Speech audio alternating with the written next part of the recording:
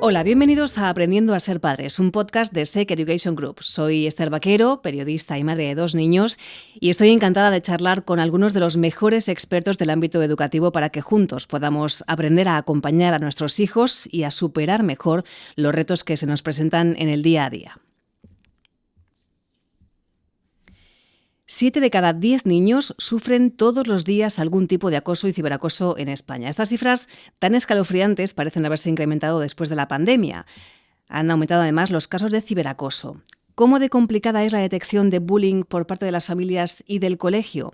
¿Qué comportamientos o indicadores nos indican que nuestros hijos pueden ser víctimas o acosador o simplemente mero espectador de acoso?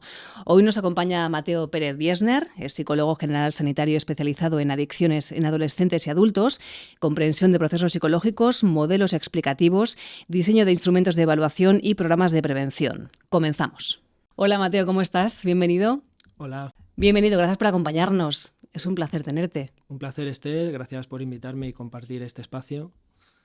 Estamos encantados de aprender contigo, Mateo.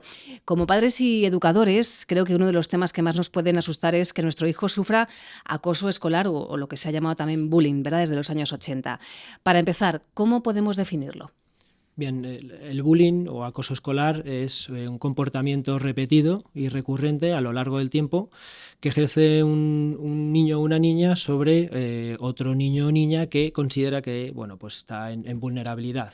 Hay por tanto un desequilibrio y se muestra lo que se llama el modelo de dominio-sumisión. El acosador es el que domina y el sumiso es la persona que es víctima. Uh-huh. En esta definición también lo que incluimos es que ese comportamiento, el acosado recibe agresiones físicas y psicológicas. De los dos tipos entramos ahí, ¿no?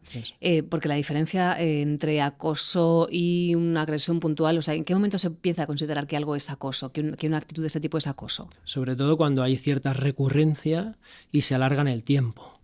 Y se extiende más allá también de lo que es el acoso físico y en el aula al ciberacoso, que es una extensión, ¿no?, a través de las tecnologías. Y sobre todo eso, ¿no?, con la recurrencia y la agresión, puede ser pues una pelea en el recreo y es algo puntual. Uh-huh. y se cierra ahí. Sí. Hablamos antes de comenzar a grabar el podcast y me contabas que en España tenemos el triste honor de estar en el top 5 a nivel mundial, no lo sé si es a nivel mundial, en cuanto a acoso escolar. Sí, y de hecho las estadísticas se mantienen. Si nos vamos, por ejemplo, a 2016, estábamos en el 4º lugar y esta tendencia se ha mantenido hasta el día de hoy, ¿no?, con los últimos datos y los datos que indicabas anteriormente. Uh-huh. Y así, 4 pinceladas que me puedas dar, como me decías antes. ¿Por qué estamos tan arriba en esa estadística en España? Es una buena pregunta. Es decir, nos tendríamos que preguntar qué está pasando y qué no está pasando. Es decir, en cuanto a qué no está pasando, tenemos que centrarnos en si las herramientas que se están aplicando ya desde las instituciones públicas y los colegios son eficaces y están funcionando.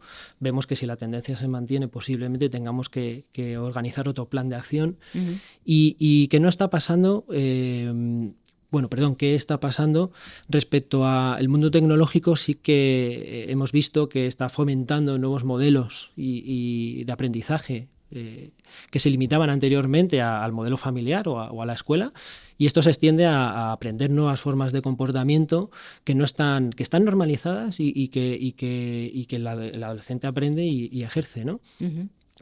No hay un acompañamiento, entonces también esto fomenta que estos comportamientos los lleven a cabo sin una tutorización, sin unos límites y sin tener en cuenta el aprendizaje de valores. No hay acompañamiento por parte de la familia, del centro escolar, porque aquí hay muchos matices, claro. Claro, principalmente de la familia. Vale. La familia es quien va a determinar e inculcar qué valores quiere enseñar a sus hijos, ¿no? Uh-huh. Y las tecnologías están al margen de esto. Y entonces, inculcan otro tipo de valores que desconocemos y podemos no controlar. Claro, es el tema que no sabemos qué es lo que están realmente viendo, ¿no?, y con qué están contactando. Mateo, resulta alarmante, decíamos, el incremento de casos que estamos observando también en nuestro país. Fíjate esa estadística que dábamos al principio. Según la ONG Bullying Sin Fronteras, 7 de cada 10 niños sufren todos los días algún tipo de acoso y ciberacoso en España. Es que es tremenda la estadística. Pero en la misma línea, según la Organización Mundial de la Salud, entre enero de 2021 y febrero de 2022 se detectaron 11.229 casos graves de bullying, lo que sitúa a España, como decíamos ahora, en uno de los países europeos con más incidencia de acoso escolar. ¿Sigue siendo el bullying uno de los principales problemas en las aulas españolas? ¿Hay más casos ahora, de verdad, que antes? ¿Es precisamente por eso, por el tema del acceso a las tecnologías? Bueno, quizá, y volviendo a los datos, seguimos después de 6 años en ese top 5, quizá no es que haya más casos, sí que se puedan detectar, porque bueno, se habla más, no es una palabra o un término o un fenómeno tabú, entonces se puedan detectar más casos. Se empiezan a implementar programas en los que ayuden y protocolos que ayuden a identificar más casos. Y por ahí puede estar un poco la línea, ¿no? Pero sí que echamos en falta quizá más programas o campañas de sensibilización y funcionan realmente. Pero la pregunta es, ¿las que hay están llegando? Eso es. Claro, porque enseguida hablamos de los roles que hay dentro de un acoso escolar y de qué papel puede jugar cada uno, pero si hay más sensibilización, por lo menos los que son espectadores o quienes, digamos, no son víctima y acosador, tienen un papel fundamental ahí, ¿verdad?, que pueden avisar. ¿Con qué edad, Mateo, podemos empezar a detectar casos de acoso escolar? Pues aproximadamente hablaríamos de una horquilla de edad. No es una edad concreta, sino una etapa evolutiva o de desarrollo. En cuanto a los 4 o 7 años, que es donde sí podemos observar que el comportamiento ya cumple un objetivo en base a una configuración de identidad, de valores, de principios y de objetivos vitales. Anterior a estos 4 o 7 años el comportamiento es más primitivo, es algo más innato y bueno, sobre todo está orientado a liberar frustraciones o evitar esas frustraciones, ¿no? Más esa etapa infanto-juvenil. A gestionar emociones, es una cuestión de... claro, siempre se ha entendido el acoso escolar, que siempre lo ha habido, todos hemos visto de pequeños, si no hemos sido víctimas o acosadores, hemos visto como espectadores, siempre ha habido acoso en el colegio y se ha entendido como esto, como cosas de niños. ¿Dónde y cómo deberíamos establecer unos límites, ¿no? ¿Hasta dónde se puede permitir? No se puede permitir. Simplemente. Realmente, simplemente. Porque al final es un aprendizaje y una mínima permisibilidad ya permite que se tome ese aprendizaje como una posible herramienta. Véase, ¿no? El acosador sufre frustraciones que no sabe gestionar de otra manera que con la agresividad. Esta agresividad puede estar proyectada en el acoso escolar. Hay que eliminarlo desde el primer momento y de forma radical. Y las limitaciones deben estar no solo en un ámbito escolar y delegar todas las escuelas, sino en el ámbito fuera de la escuela, en las actividades deportivas que haga en polideportivos o donde vaya y principalmente en el seno familiar, ¿no? Donde tienen que estar esas limitaciones, pero desde el minuto 1. Desde que se empieza. Claro, porque uno piensa, bueno, si vamos a la base, ¿qué puede llevar a alguien, aunque sea un niño que todavía no ha aprendido a manejar sus frustraciones, ¿no?, a desear el sufrimiento ajeno y a disfrutar con ello? Porque parece que se disfruta. Principalmente sí que hay disfrute, pero lo que hay es una recompensa. Es decir, la consecuencia que obtiene el acosador respecto a la víctima es que refuerza su estatus social sobre el grupo de iguales. Entonces quizás los que disfrutan realmente son los observadores, en mayor medida, que obtienen también otro refuerzo para mantener ese rol de observadores. Pero en cuanto al acosador es un estatus. Ese modelo de dominio-sumisión le permite estar y ensalzar su posición respecto a otros. Vamos a hablar, ahora que hablamos de roles, está por una parte la víctima, de la que parece que siempre se habla, ¿no? El acosador, del que me hablas tú ahora mismo, que has hecho muy buen análisis. ¿Y esos espectadores? Porque no son meros espectadores, ¿no? No es que me quedo mirando y ya está. También tienes un papel ahí. No estás denunciando, no estás acusando a esa persona que acosa al compañero, ¿no? Efectivamente. Y hay distintos tipos de roles. Olweus, que es un científico que lleva años investigando sobre esto, publicó un modelo de los roles y identificó diferentes, ¿no? Está desde el rol de seguidor, que no inicia la agresión, pero agrede también, después de haber comenzado ya el agresor. Luego hay 2 roles pasivos, el que disfruta, pero no la ejerce, y el que no disfruta, pero la apoya.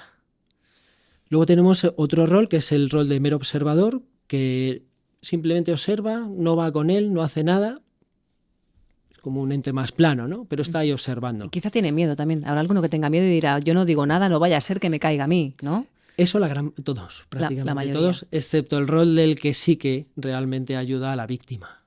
Y es el rol activo. Lo que comentabas, ¿no? Ese miedo es lo que se llama la ley del silencio. La ley del silencio pues, va ligado a esto, ¿no? Al miedo de que si digo algo pueda ser yo víctima también, ¿no? Y no quiero ese estatus ni ese rol.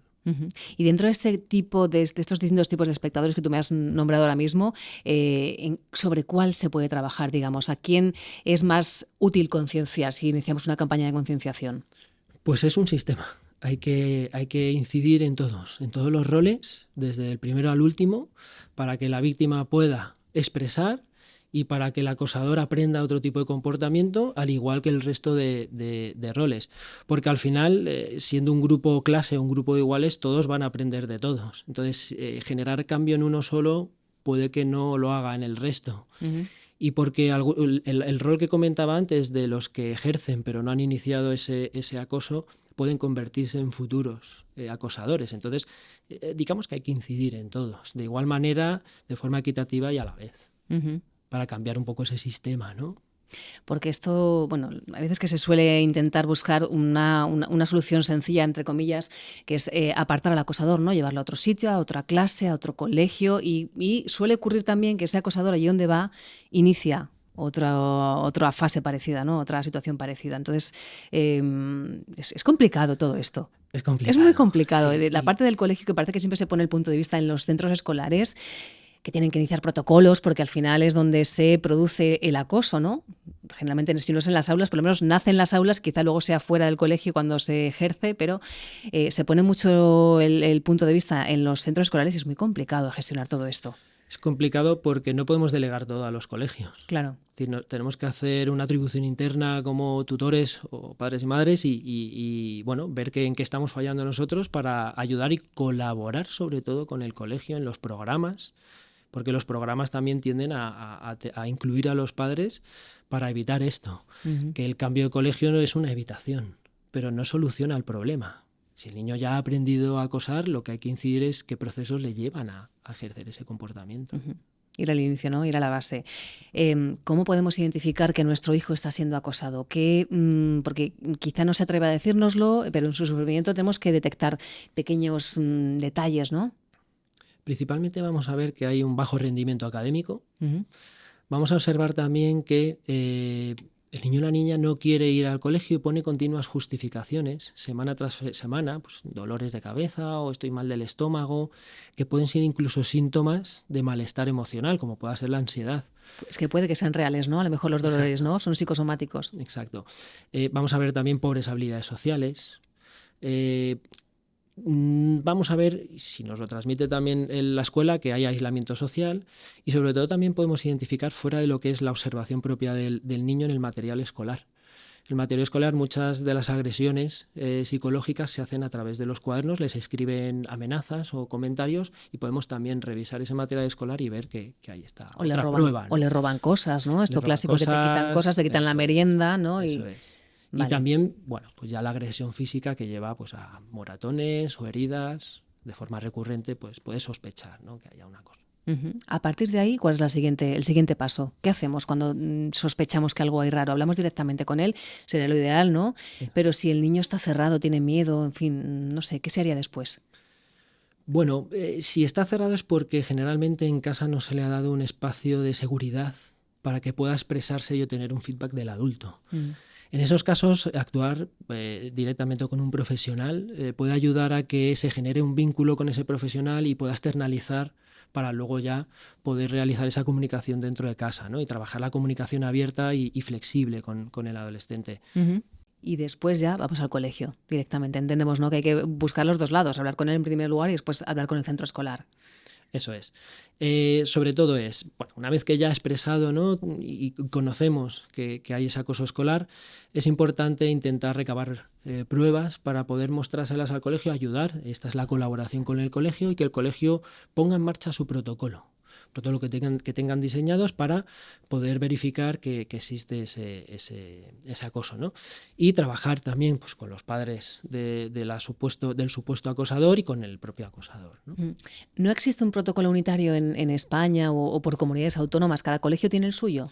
Cada colegio tiene un protocolo y programas de prevención y protocolos de actuación. Generalmente el protocolo de actuación ante un caso de acoso escolar va a ser derivado a la institución pública que actúa su protocolo unificado para todos los colegios. Pero sí que es cierto que cada colegio puede diseñar su propio protocolo con una serie de pautas. Para ti, ¿cuál sería el protocolo ideal, Mateo? Bueno, pues sobre todo, insisto, que sea que trabaje sobre un sistema de roles, como hablábamos. Entonces, el protocolo ideal es que haya una colaboración familia, escuela y clase continua, que haya una formación en acoso escolar adecuada hacia los profesores o los docentes para poder identificar adecuadamente antes de que se produzca. Sobre todo es la prevención, ¿no? El protocolo. Que el colegio genere y facilite espacios abiertos de escucha entre los grupos de iguales. Y esto ya existe. Es decir, hay figuras que son los mediadores, son propios alumnos que se les forma para poder tutorizar a otros alumnos y que tengan ese espacio, ¿no? Y esa apertura emocional. Y luego, pues, que vaya más allá del aula y del colegio, que es la colaboración con los padres y que se les forme a los padres. Finalmente, que todo este material esté disponible para todos, tanto alumnos, profesores como padres. Hay una parte importante aquí, es el ciberacoso, que además decíamos antes que después de la pandemia se ha aumentado, digamos. Y el problema del ciberacoso ya no es que solamente amplíe las formas en que se puede acosar a un compañero, a un alumno, sino que deja huella, digamos, ¿no? Ahora ya nos pasa mucho en los medios de comunicación, ¿no? Nos llegan vídeos de agresiones que alucinamos porque estamos viendo la agresión en sí misma, que ya es muy dura, pero claro, ese papel del mero espectador que decíamos antes, del que está grabando y no está intentando evitar la violencia, sino que está grabando para dejar constancia de ella, es para darle de comer aparte, es verdad. Pero además el problema aquí es que queda una huella digital, ¿no? Hay esa agresión queda plasmada en los teléfonos de quien sea, en fin, y una vez que empieza ya a circular por redes sociales, por WhatsApp, etcétera, todavía más, ¿no? Se pierde el control sobre esa agresión, entonces es como que se perpetúa, porque la víctima le va a costar mucho más recuperarse de eso, ¿no? Sabiendo que hay por ahí unas imágenes o un vídeo.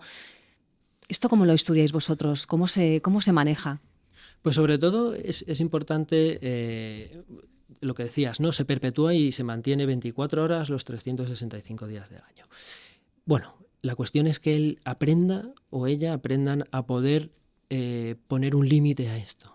Es decir, al final las redes sociales, habría que ir a cada red social, permite denunciar, permite cerrar cuentas, permite bloquear, como el WhatsApp, ¿no? Bloquear a esta persona e intentar poner ciertas barreras hasta donde el adolescente o el niño pueda, ¿no? Pero claro, aquí ya entra en juego otro jugador que son las propias empresas que están detrás de todo eso para poder generar filtros adecuados y evitar que esto se perpetúe, ¿no? Vídeos de este tipo.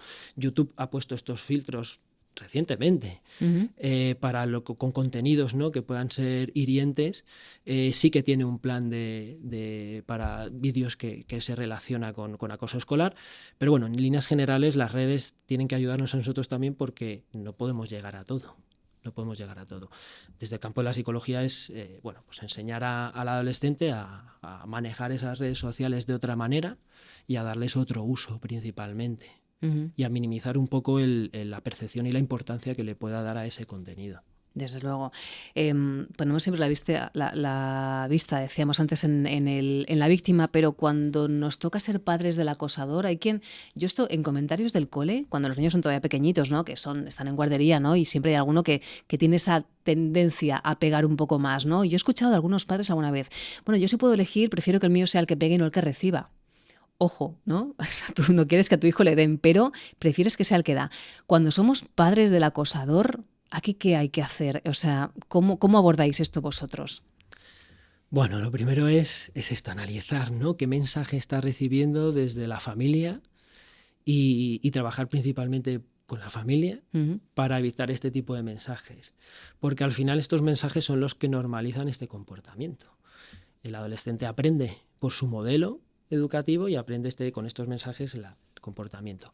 Y luego trabajar con el adolescente, con el niño, que ese comportamiento tiene una serie de consecuencias para terceras personas. Y bueno, al margen de esas consecuencias, trabajar también con la familia, es decir, de forma sistémica, ¿no? Familia y adolescente, espacios de aprender a tolerar, reaccionar ante la intolerancia, manejar las frustraciones. Generalmente manejan las frustraciones con mucha ira y ahí es donde empieza la conducta agresiva. Uh-huh.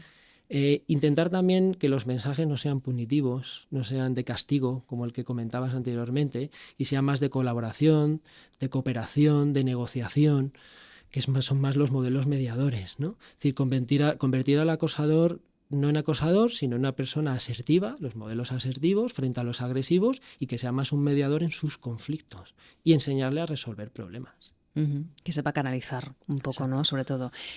Claro, es que es muy clásica esa frase que nos decían hace años, eso de, hijo, si alguna vez te pegan, tú devuélvesela, y más fuerte a poder ser, ¿no? Claro. Como de, no quedes tú por debajo, por favor, ¿no? Y es que es un pensamiento muy dicotómico y necesitamos enseñarles pensamientos mucho más flexibles, uh-huh, que te llevan a una toma de decisiones diferente, no tan radical, ¿no? Que no sea, si recibes, devuelve, ¿no? Es tan simple como eso. hay caminos intermedios mucho mejores. Y no soluciona nada. Desde luego. ¿Qué herramientas emocionales, en definitiva, Mateo, podemos intentar dar a nuestros hijos para evitar el acoso así en general? Que es una pregunta gruesa, pero vamos a ir al centro del problema. El espacio de escucha. El espacio de escucha es un desahogo emocional importante sobre un malestar que mantiene el niño de forma continuada, que al final es lo que le lleva a lo que no queremos, ¿no? Que es la tentativa por posible acoso escolar. Ese espacio de escucha en el que no se ha juzgado, no se opine sobre su apertura emocional, permite tranquilidad. Entonces ahí le estamos dando una herramienta, le estamos enseñando que el apoyo social permite expresar y liberar mucha carga emocional negativa. Uh-huh. Y luego también hay que validar la experiencia. No normalizar, como decíamos antes, ¿no? Pues pega tú también, ¿no? Uh-huh. Validar y entender un poco más el contexto en el que se está produciendo.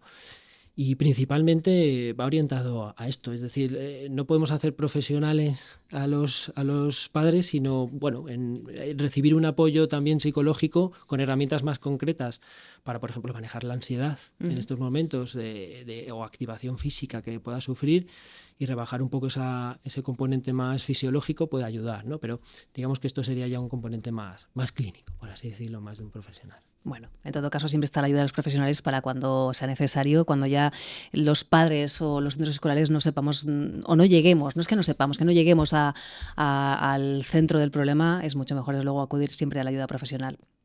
Pues Mateo Wiesner, psicólogo general sanitario especializado en adicciones en adolescentes y adultos, gracias por habernos acompañado y habernos ayudado a entender un poco mejor este problema del acoso escolar. Un placer y muchas gracias. Igualmente.